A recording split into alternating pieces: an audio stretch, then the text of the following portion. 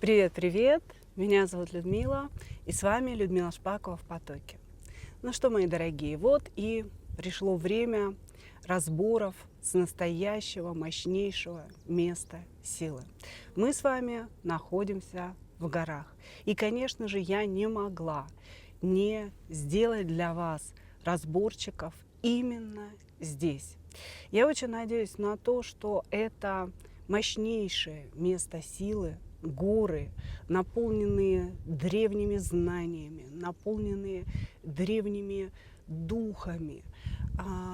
Я очень надеюсь на то, что это место добавит нам действительно какой-то мощи, какого-то невероятного волшебства в наш сегодняшний разбор. И я очень надеюсь, что энергия, которая находится здесь, через это небольшое видео придет в вашу жизнь и сделает в ней что-то очень-очень хорошее. Итак, мы с вами начинаем. Сегодня у нас будет разбор, один из ваших любимых, да, который называется «Его истинные чувства к вам». Я думаю, что наши прекрасные горы помогут узнать самую суть ваших мужчин. Итак, у нас будет сегодня 3 позиции. Выкладываю их перед вами. Если честно, мои дорогие, я вообще не вижу ничего на экране, что снимается, что не снимается. Надеюсь на то, что все-таки у нас и звук работает, и все на свете. Надеюсь на то, что мне поможет место силы. Итак, значит, у нас 3 позиции. И после того, как вы загадаете ваших мужчин, конечно же, мы сделаем сигнификацию. Значит, сигнифицировать буду мужчин, да, то есть самого человека, для того, чтобы вы поняли, ваш или не ваш пришел на наш разбор. Значит, после этого смотрим мысли этого человека о ваших отношениях, о вас, да, в общем, зачем вы ему нужны, собственно говоря. И, конечно же, разберемся в его истинных чувствах к вам. Ну и что, мы начинаем. Двоечки, троечки идут у нас в ожидание.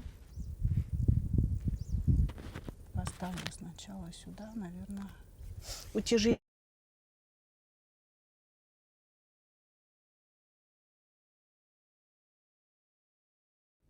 Кто-то у меня здесь запел. Вот еще, знаете, минут, наверное, 10 назад, пока мы здесь все устанавливали, здесь паслись лошади. Господи, прям за моей спиной. Но мы не успели. Они уже пошли, мама и жеребеночек. Здесь еще кто-то и поет теперь. Очень надеюсь на то, что мы кого-то с вами увидим. Итак, кто к нам пришел? Возвращаясь к раскладу. Кто к нам пришел?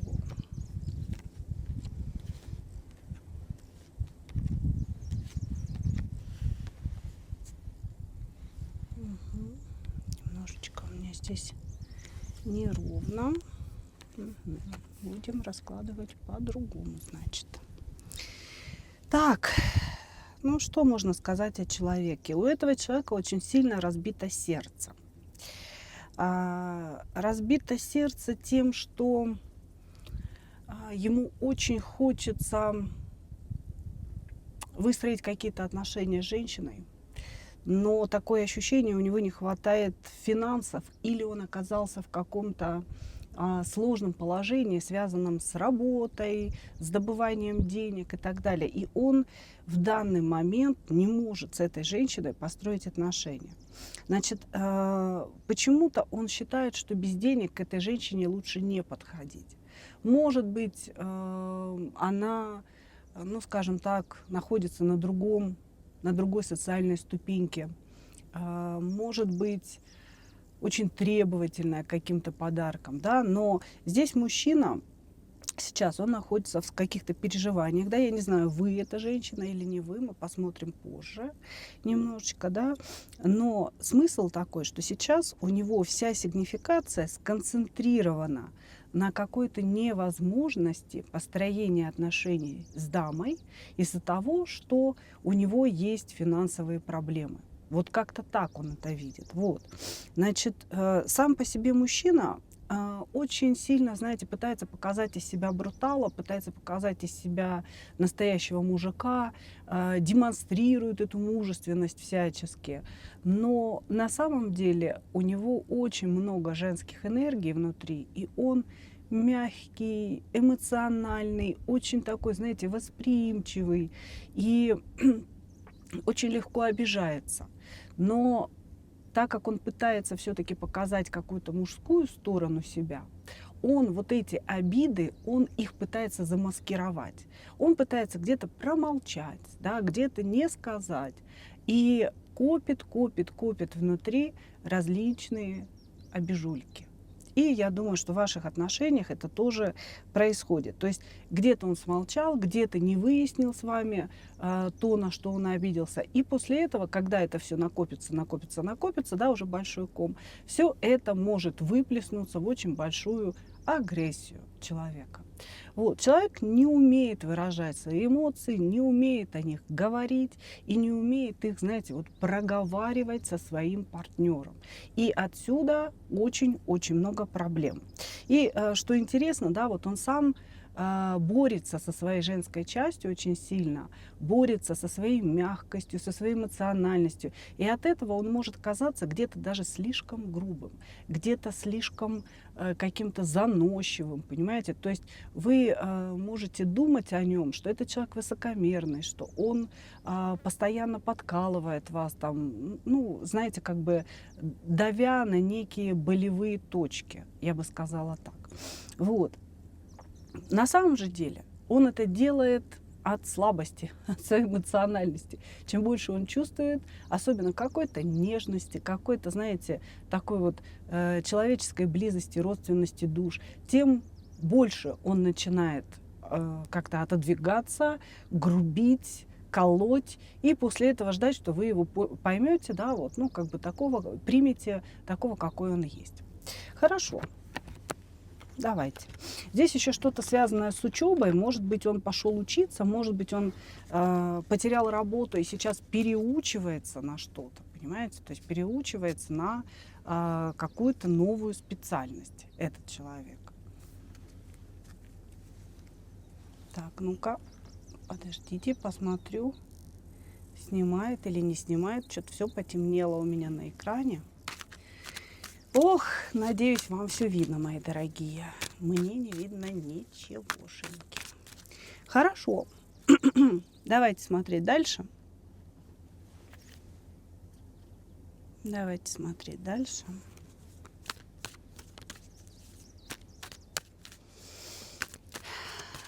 Что он думает конкретно о вас?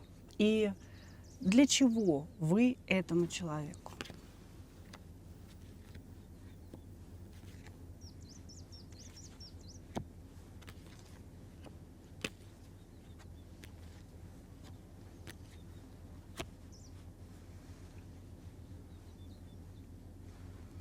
Так.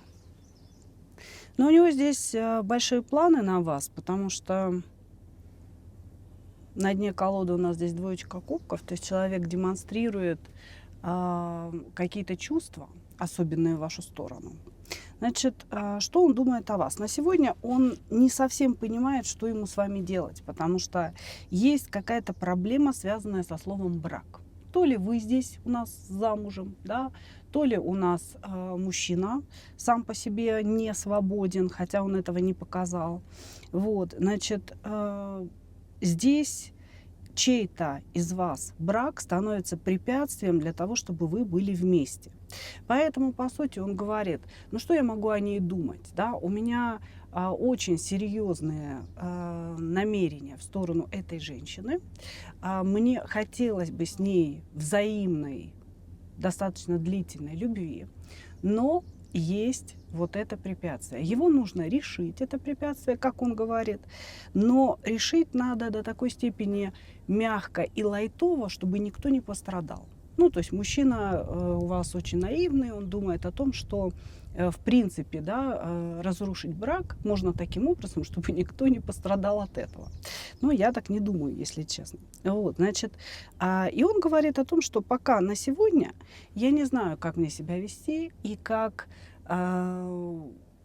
идти к тому, что я запланировал, как вообще воплощать в жизнь свои мечты, потому что существует это препятствие, и я пока не знаю, как максимально мягко это препятствие можно с пути, как говорится, удалить.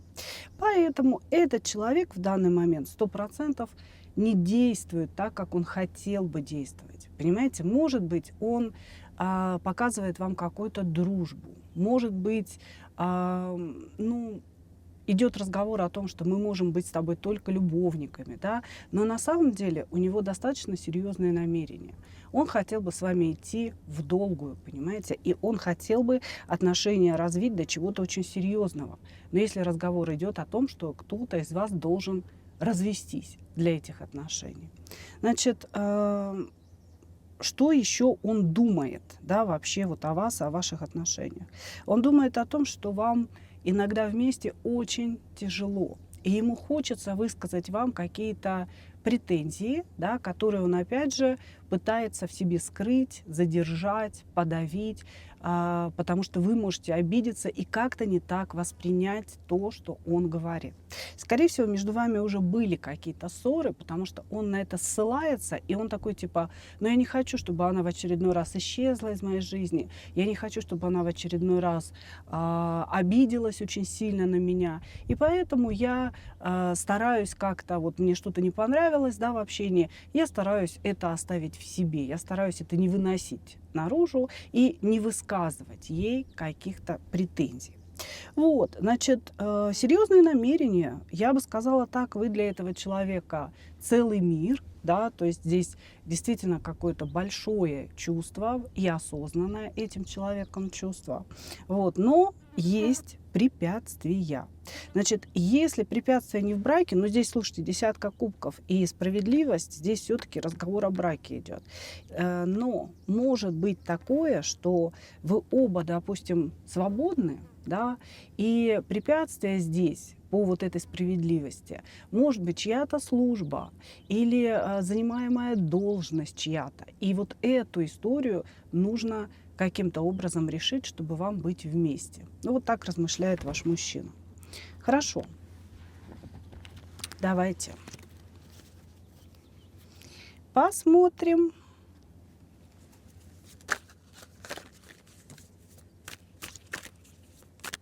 Его истинные чувства к вам.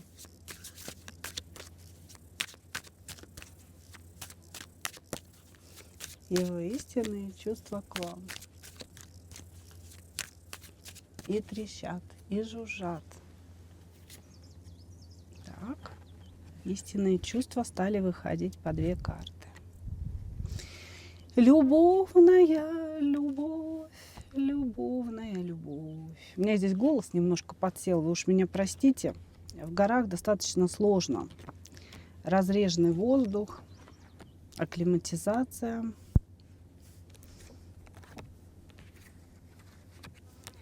Так, ну, девочки, истинные чувства. Десятка кубков, двойка кубков. О чем здесь говорить?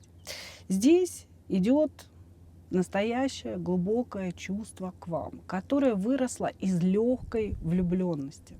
Сначала у человека были бабочки в животе, да, бабочки выросли, превратились в огромных мотылей, вылетели, да, и вместо вот этих мотылей уже появилось какое-то серьезное чувство, осознанное, глубокое чувство к вам. Вот, человек на самом деле, вот этот человек, он скорее всего, в своей жизни встречал очень много женщин, и он считал себя таким ловеласом. И он считал себя вообще неспособным на настоящую любовь.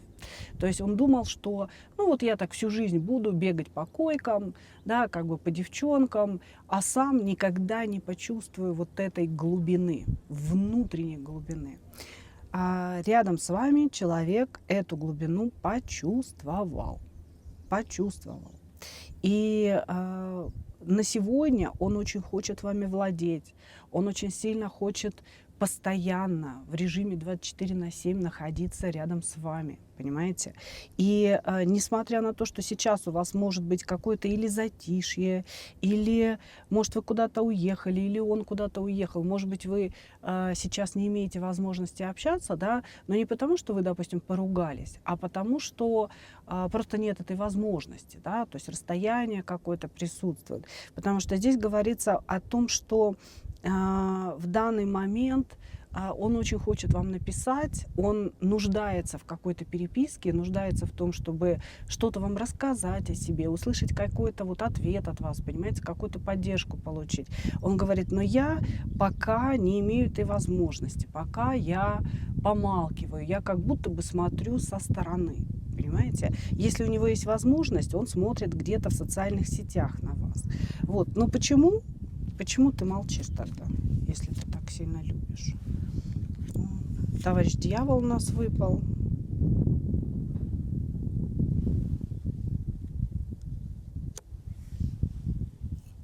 Короче, возможности здесь нет. Здесь нет возможности вам написать, понимаете?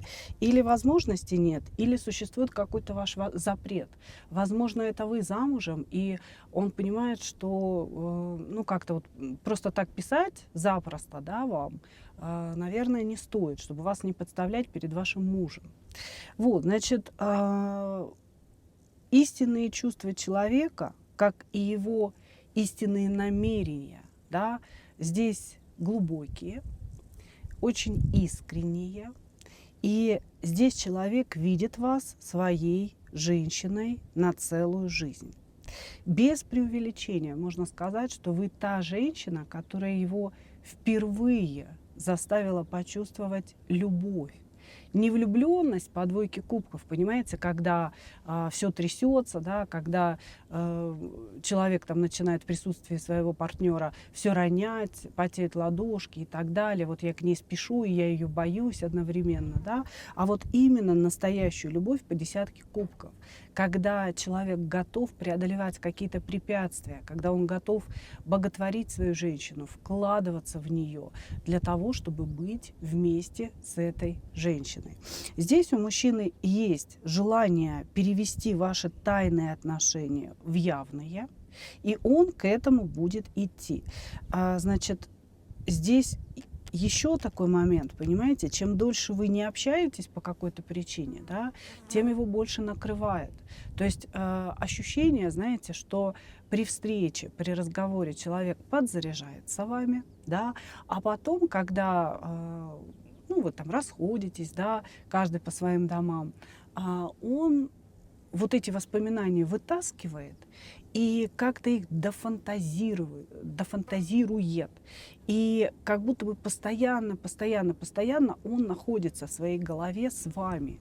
И эти его фантазии, эти его думы в вашу сторону, они его действительно наполняют и дают ему какую-то такую, знаете, силу выживать, наверное, в каких-то условиях определенных, понимаете? Может быть, в условиях зарабатывания денег, может быть, в условиях вообще выживания, да? Вот в той ситуации, в которой он находится, ваша любовь, она его как будто бы держит на плаву.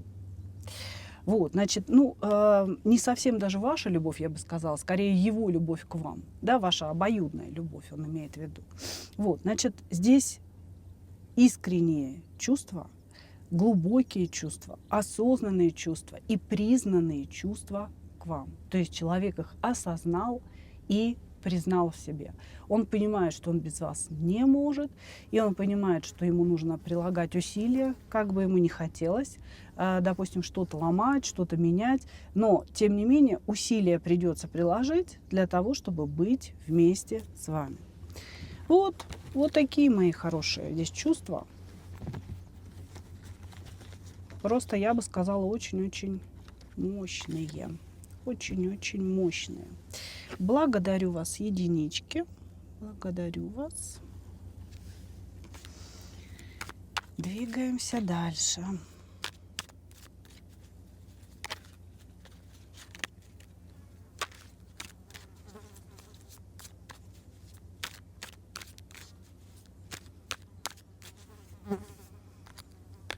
Двоечки. Так.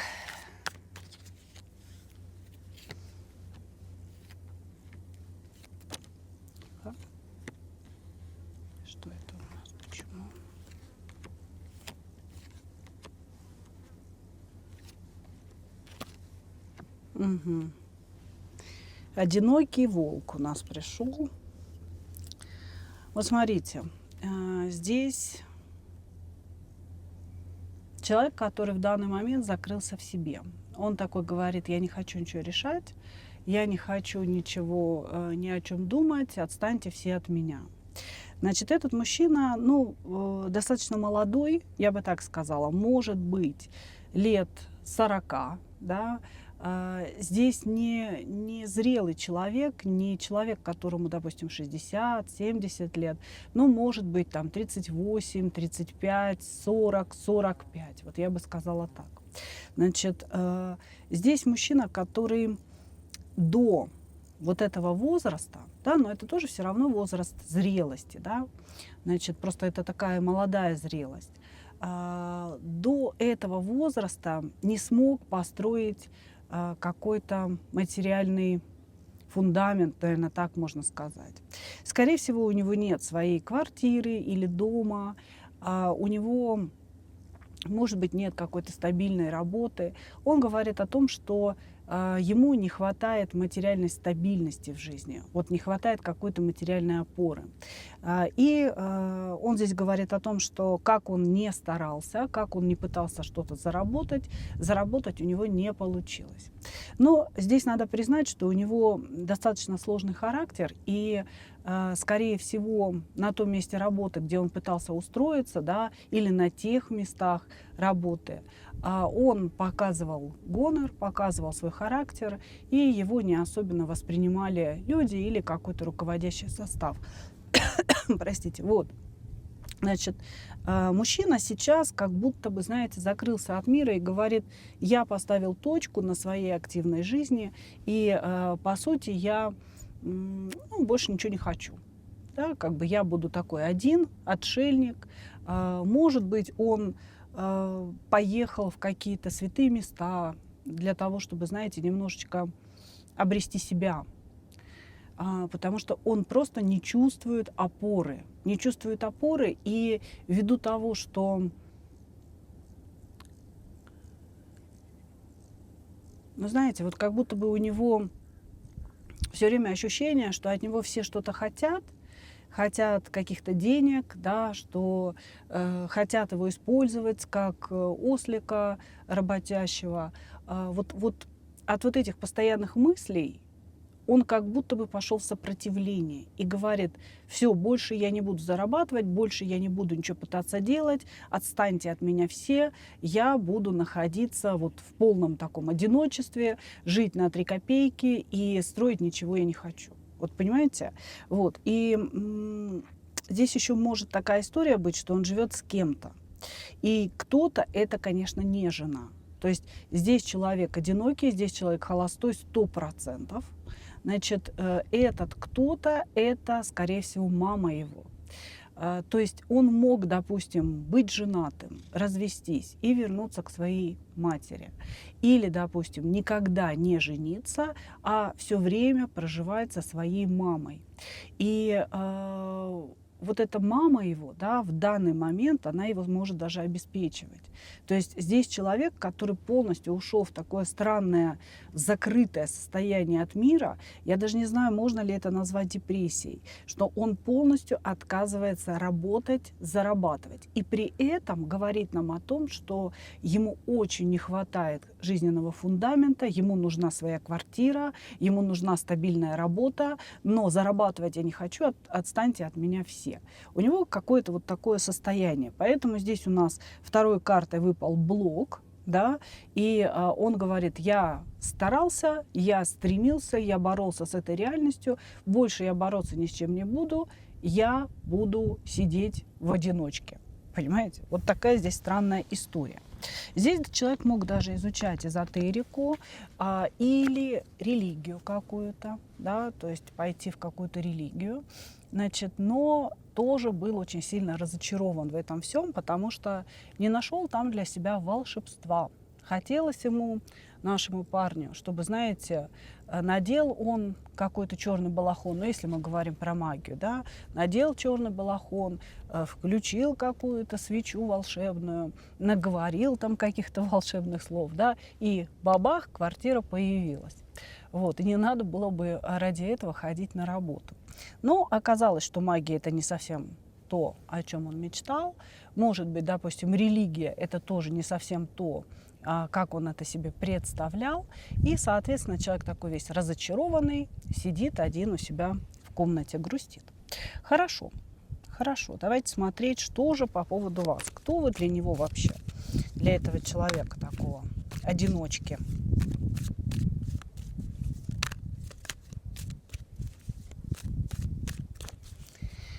И что он о вас думает? О, вы какая-то звезда. Здесь все закончилось, все плохо.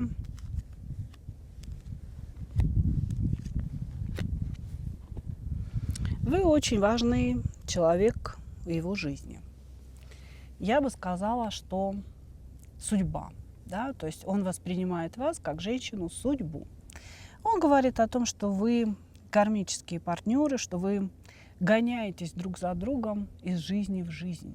Он это говорит на полном серьезе, девочки, без всяких издевок и каких-то подколок. Значит, вы гоняетесь друг за другом из жизни в жизнь, и сама судьба свела вас в этом случае тоже, да, то есть в этой жизни, скажем так. Вот, сейчас немножечко закреплю здесь. Значит, но ничего не получилось. Здесь колоссальная разница в вашем материальном финансовом положении. Вот он зациклен на этой материи, да, а у вас, скорее всего, эта материя есть. И совсем не обязательно, что вы были как-то очень богаты, просто у него нет того, что есть у вас. Вот. Он вас воспринимает звездой. Может быть, вы знаменитый человек. Может быть, вы очень талантливый человек. Может быть, вы пишете стихи, пишете музыку, пишете картины, что-то вышиваете, прекрасно печете. То есть вот внутри вас есть какой-то проявленный, очень проявленный в мир талант. И этот человек видит вас согласно этого таланта. Или же вы можете быть действительно популярным человеком, может быть блогером, может быть телеведущей, да, может быть какой-то звездой. И он вас воспринимает вот так, как и нужно. Да? Она моя звезда. Он видит вас звездой. Значит, но он не видит никаких шансов быть вместе с вами. Он говорит, она настолько звезда, а я настолько, какая-то вот маленькая блошка, да, которая ползет по земле, что мы с ней быть не можем. И еще между вами произошла какая-то нереальная ссора, какая-то башня, да, которая даже опустилась своей вершиной вниз. То есть ссора, которая привела к окончанию отношений, к точке, говорит нам этот человек. Вот, значит, и он говорит, я не могу действовать в ее сторону после этой ссоры, потому что она меня вряд ли простит. Короче говоря, здесь прям печальная печаль. Вы очень важная женщина в его жизни, вы его судьба, с которой, наверное, он хотел бы что-то строить. Может быть, кстати, он поэтому и решил остаться отшельником, типа, если она, то никто, да, то буду я сидеть в одиночестве, и ничего я делать больше не буду в этой жизни. Значит, вы судьба, с которой ничего не получилось, с которой произошла очень мощная ссора, с которой сейчас нет никакого общения, но о которой он постоянно думает. Еще он здесь думает о своей ошибке, о том, что он хотел как-то, знаете, завоевать вас с места в карьер. То есть очень-очень быстро он думал, что у него это получится. Там замутил голову, сказал пару комплиментов, сводил 2 раза в кафе, да, и думал почему-то, что вы как-то согласитесь быть его женщиной. Но это я немножечко утрирую, да, здесь у каждого было что-то свое. Он просто говорит о том, что он делал какие-то быстрые попытки вас завоевать. Он не думал о том, что потребуется время для этого. Он не думал, что, может быть, у вас отношения затянутся достаточно надолго, да. друг с другом. И поэтому, да, он себя винит сейчас. Он себя винит за то, что не получилось, ну, короче говоря, за то, что он делал неправильные шаги, я бы так сказала. Он себя в этом очень сильно винит. Думает о том, как можно было бы все вернуть или нельзя это все вернуть. И здесь вот прям 100% виной его одиночеству ваш отказ или ваше необщение, или то, что вы ушли из его жизни вот после этой башни. Хорошо, давайте смотреть истинные чувства человека. Так. Истинные чувства человека к вам.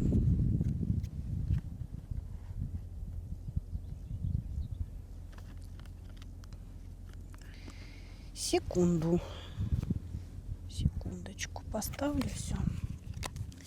Истинные чувства человека к вам.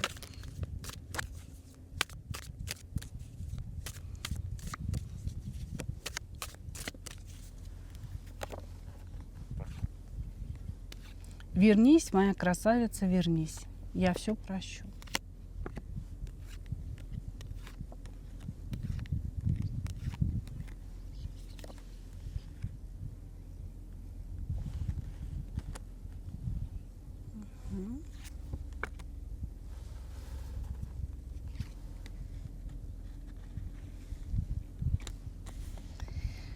Так, ладно, ровно карты не получается положить. Значит, смотрите, здесь мужчина очень хочет вашего возвращения.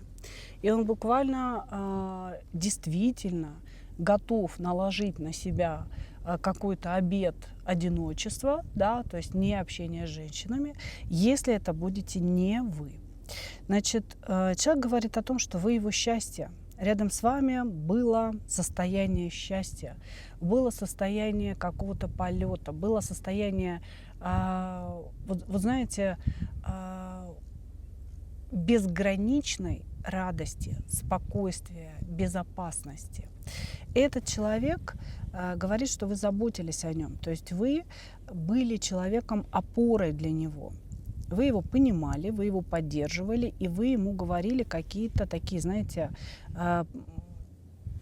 может быть, важные поддерживающие слова. Может быть, вы пытались воспитать из него настоящего мужчину и как-то его, знаете, приподнимали. И он это оценил, к сожалению, только сейчас, когда уже нет общения, когда уже башня произошла. Но он это оценил, девчонки. Значит, сейчас у этого человека горе по десятке мечей, здесь горе от того, что вы находитесь далеко. И знаете, как интересно он это видит? Не далеко, а высоко от меня. Да? То есть вот опять же, возвращаясь к слову звезда. Звезда высоко от меня. Она очень высоко забралась, пока я ползал где-то здесь в грязи. Да? Я так в этой грязи бриллиантов-то и не нашел, а она вот поступательно, делая какие-то шажочки за шажочками, добилась какого-то результата в своей жизни. Человек вас очень сильно уважает, человек восторгается вами, восхищается, смотрит на вас снизу вверх и очень страдает из-за своего поведения, из-за того, что он не осознал, да, когда-то вашей важности, а понял это только сейчас. Вот от этого он, идут какие-то переживания, да, и он очень сильно страдает сейчас. Человек от вас зависим, человек зависим от вашего присутствия, от вашего какого-то участия в своей судьбе. Ему просто жизненно необходимо, чтобы вы, допустим, писали, звонили и интересовались его судьбой, да, тем, что у него там происходит. И постоянно говорили ему, давали ему поддержку. Понимаете, говорили какие-то поддерживающие, почему мне идет слово аффирмации. Не знаю почему. Может быть, вы ему давали какие-то такие, знаете, небольшие эзотерические практики, да, для того, чтобы человек выходил из своих депрессивных состояний. Может быть, здесь это имеется в виду. Вы императрица для него, перед которой он преклоняется, но императрица, которая никогда не станет моей. По причине моей малости, вот так я скажу, да, по причине того, что я маленький, а она большая. Она звезда, а я никто. Вы знаете, при всех вот этих картах я не могу сказать, что это какая-то настоящая искренняя любовь. Это желание обладать кем-то великим, большим, для того, чтобы доказать себе свою значимость. Понимаете, здесь действительно мужчина ничего в жизни не добился, и через вас, через общение с вами, через отношения с вами, он, скорее всего, хотел бы повысить свою значимость, понимаете, повысить как-то, вот знаете, понимание себя, что ли, в этом мире. Не вижу я здесь вот действительно любви. Здесь страдания по ушедшей любви, но самой любви как таковой я не вижу. Желание обладать, желание быть таким же, как вы, или быть рядом с вами, вот быть наравне, понимаете? Но вот прям искренней любви не вижу. Здесь все, что было между вами, делали вы на самом деле. И он к этому привык. Ему было в этом очень-очень комфортно. И он хочет повторения того, что было. А готов ли он что-то делать для вас? Нет. Нет. Здесь человек не готов ни для вас, ни для кого-либо другого делать что-то, да. Я бы сказала так, очень эгоистичный человек, который сам этого не понимает. Вот так. Поэтому хотел бы он вашего возвращения, но я думаю, что если бы вы вернулись, все было бы так же, как и раньше. И вы находились бы ровно в том же положении, да, которое вас к этой башенке, собственно, и привело. Хорошо. Благодарю вас, двоечки. Двигаемся дальше.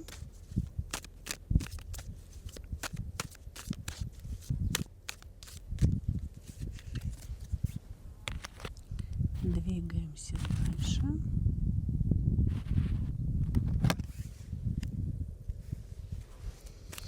Так, здесь к нам пришел в третьей позиции нереализованный звездун.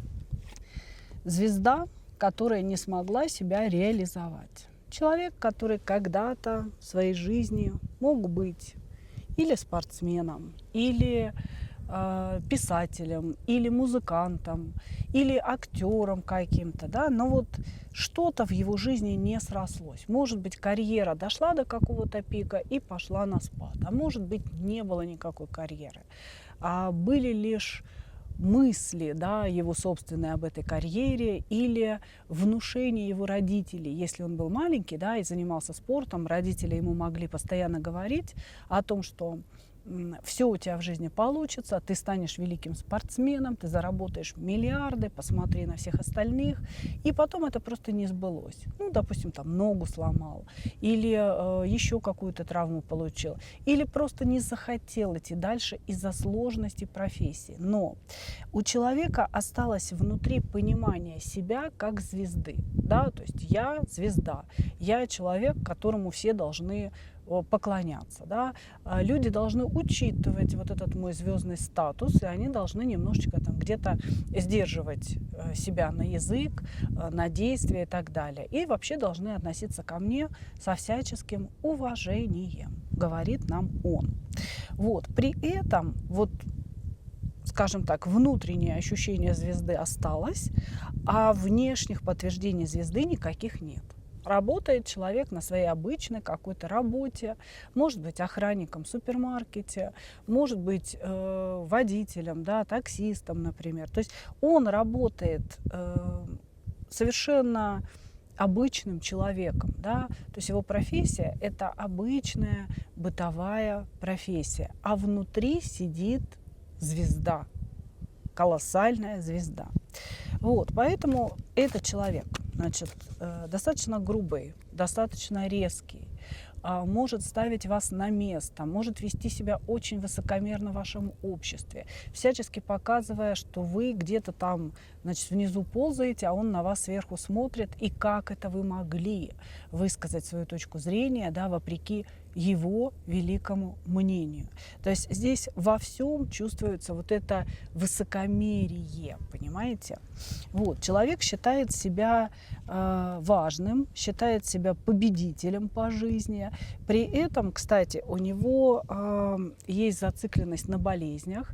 Он может постоянно говорить о том, что у него там то голова, то попа разболелась, то ему нужно на одну операцию, то у него гланды, то у него зубы, то у него еще что-нибудь. И постоянно все разговоры крутятся вокруг его здоровья, вокруг его персоны, каких-то достижений, того, что он сделал, понимаете? И здесь человек может сделать вот прям на грош, забить гвоздь, например, да, и ждать от вас какой-то гиперреакции на то, что он сделал. Вот, значит, очень сложный в общении человек, очень сложный, бескомпромиссный. Когда он высказывает свое мнение о чем-то, то как будто бы сам Господь Богу говорит. Понимаете? То есть никто не имеет права сомневаться в его мнении. Вот никто не имеет права это сделать. Хорошо.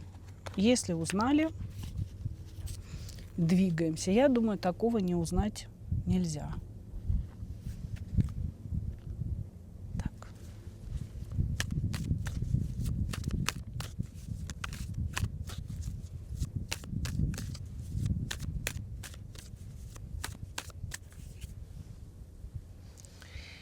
Что он думает о вас, о ваших отношениях, зачем вы ему?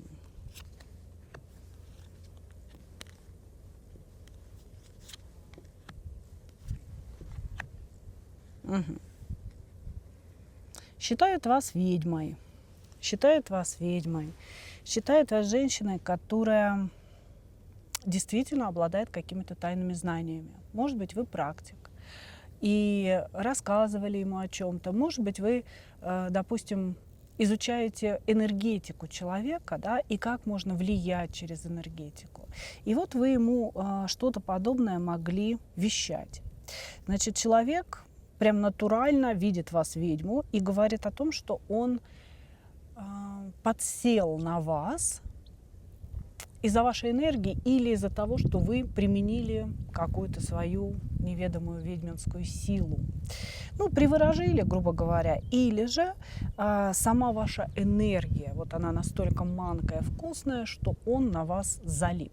Человек находится в перевернутой луне. Это говорит о чем? О том, что он о вас думает, причем внезапно для себя самого. Занимаясь какими-то делами бытовыми, занимаясь работой, у него внезапно возникает мысль о вас. И эта мысль, она становится навязчивой. Как будто бы, знаете, вот ваше лицо, оно крутится у него в голове. Даже несмотря на то, что он общается с другими людьми, делает какие-то дела, да, как будто бы вот никогда ваш образ из его головы не выходит. Вот, значит, здесь человек, он влюблен, но как будто бы это ниже его достоинства. Понимаете?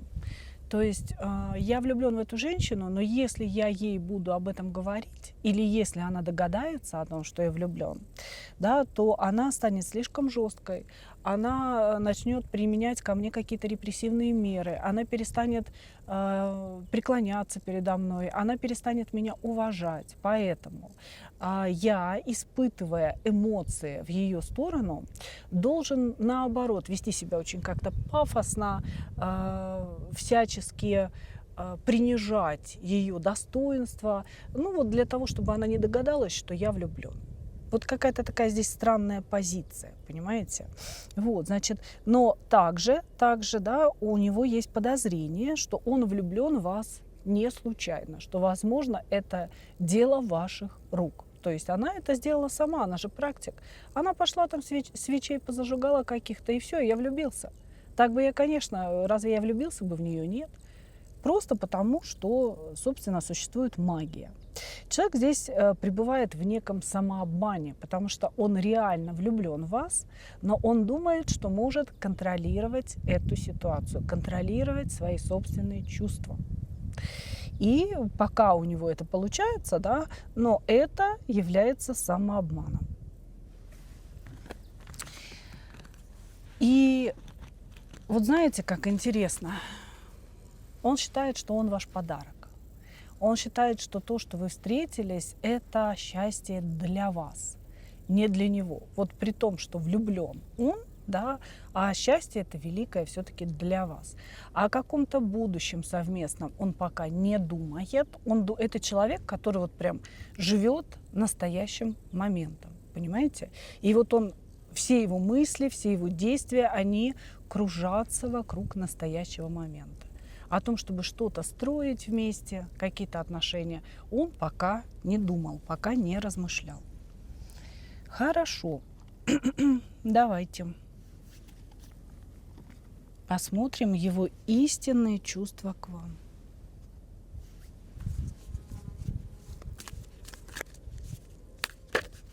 Тихо. Ох ты. Ох ты, говорит, сожрала мое сердце. Это женщина. Это жезловая королева, сексуальная, красивая, вкусненькая во всех своих проявлениях. Посмотрим. Очень странный, знаете, человек. Чем больше у него чувства, тем сильнее он вас будет топтать. Очень прям странный. Я думаю, что вам от него досталось. Потому что чувства как раз-таки есть у него.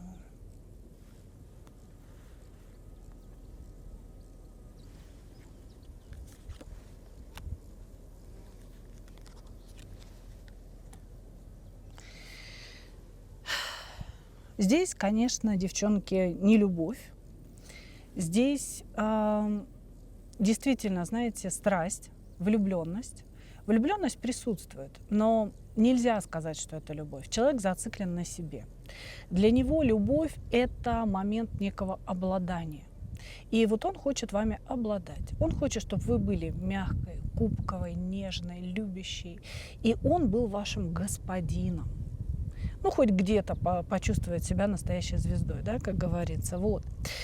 Присутствует очень много страсти в вашу сторону. Очень хочется, чтобы вы любили его, зависели от него, писали ему, думали о нем, заботились о нем, значит, догоняли его, когда он уходит.